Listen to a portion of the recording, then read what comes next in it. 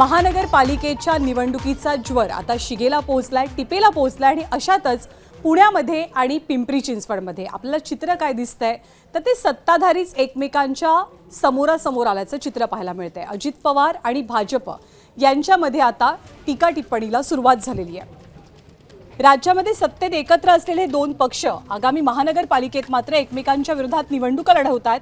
पुणे आणि पिंपरी चिंचवड महानगरपालिका निवडणुकांवरनं या दोघांमध्ये सध्या जोरदार कलगीतुरा रंगलाय। पुणे आणि पिंपरी चिंचवड महानगरपालिकेत अजित पवारांची राष्ट्रवादी आणि भाजप असा थेट सामना पाहायला मिळणार आहे।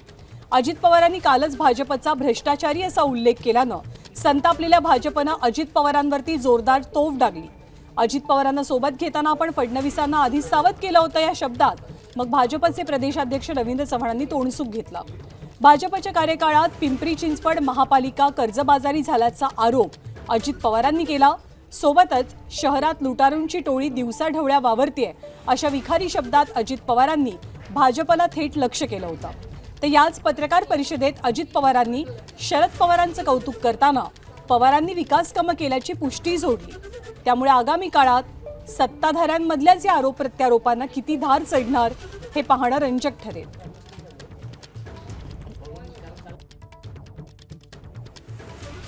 पालिकेच्या कारभारात पारदर्शकतेचा पूर्णपणे अभाव आहे। राज्यातील कोणाचाही वचक राहिलेला नाहीये। त्यामुळे शहरामध्ये लुटारू गँग तयार झालेली आहे आणि याच भ्रष्टाचारी राक्षसाचं दहन करण्यासाठी आम्ही हे सगळ्या निवडणुकीच्या मैदानात उतरलेलो आहे।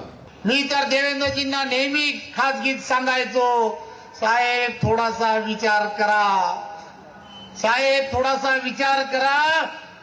पुणे आणि पिंपरी चिंचवडचे कार्यकर्ते हे मला रोज सांगतायत, थोडासा विचार करा। अजित पवारांनी खुद के गिरेबान में झांक के देखना चाहिए, जसं हिंदीमध्ये म्हणतात, ते पाहिलं पाहिजे। ते कोणत्या पक्षाबद्दल भट्टायत, आरोप प्रत्यारोप कसे करावेत हे त्यांनी ठरवलं पाहिजे। आम्ही कधी आरोप करायला गेलो तर त्यांना फार अडचणी निर्माण होतील याची त्यांनी काळजी घेतली पाहिजे असं मला वाटतं। तर भाजपचे प्रदेशाध्यक्ष रवींद्र चव्हाणांनी अजितदादांना त्यांच्या आरोपांवरनं उत्तर तर दिलेलंच आहे, पण सोबत पुण्याचे पालकमंत्री चंद्रकांत पाटील, पुण्याचे पालकमंत्री खरं तर अजित पवार आहेत, पण चंद्रकांत दादांनी अजित पवारांना एका गोष्टीची विशेष आठवण करून दिली आहे, ती सुद्धा पाहूया। परंतु नगरपालिकांच्या निवडणुकामध्ये टीका करणारे असं म्हटलं की तिजोरीची किल्ली आमच्याकडे आहे।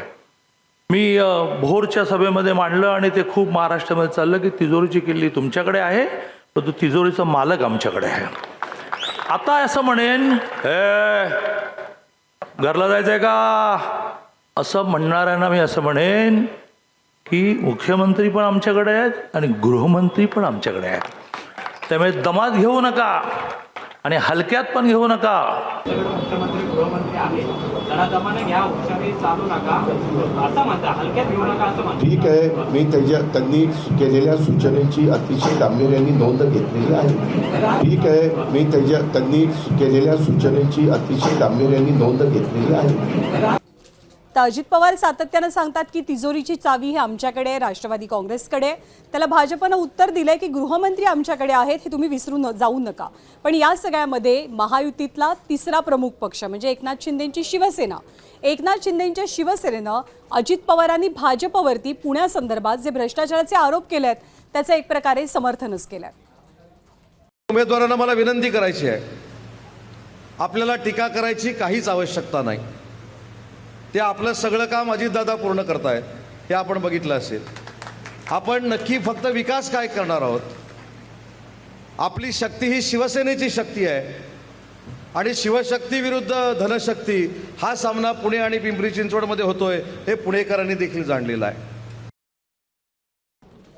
तर अजित पवारांनी काल पिंपरी चिंचवडमध्ये पत्रकार परिषद घेतली आणि भाजपच्या कारभारावरती गेल्या 5 वर्षांच्या जोरदार टीका केली महानगरपालिकेच्या अनुषंगानं। तर दुसरीकडे आज जेव्हा अजित पवारांनी पुण्यामध्ये पत्रकार परिषद घेतली तेव्हा पुण्याचे भाजपचे खासदार मुरलीधर मोहोळ यांच्यावरती सुद्धा टीकेची संधी अजित पवारांनी काही सोडली नाही। जैन बोर्डिंग वादाप्रकरणी मुरलीधर मोहोळ यांना टीकेचं लक्ष्य केलं।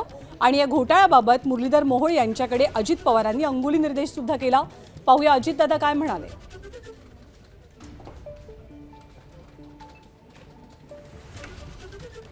काय फसवणूक झाली का, कुणी मुद्दाम केलंय का, आणखी काय केलंय ते त्या ठिकाणी होईल. त्याची जशी चौकशी झाली तसं जय जिनेंद्रच्या बाबतीमध्ये देखील तुम्हाला माहिती काय झालंय ते.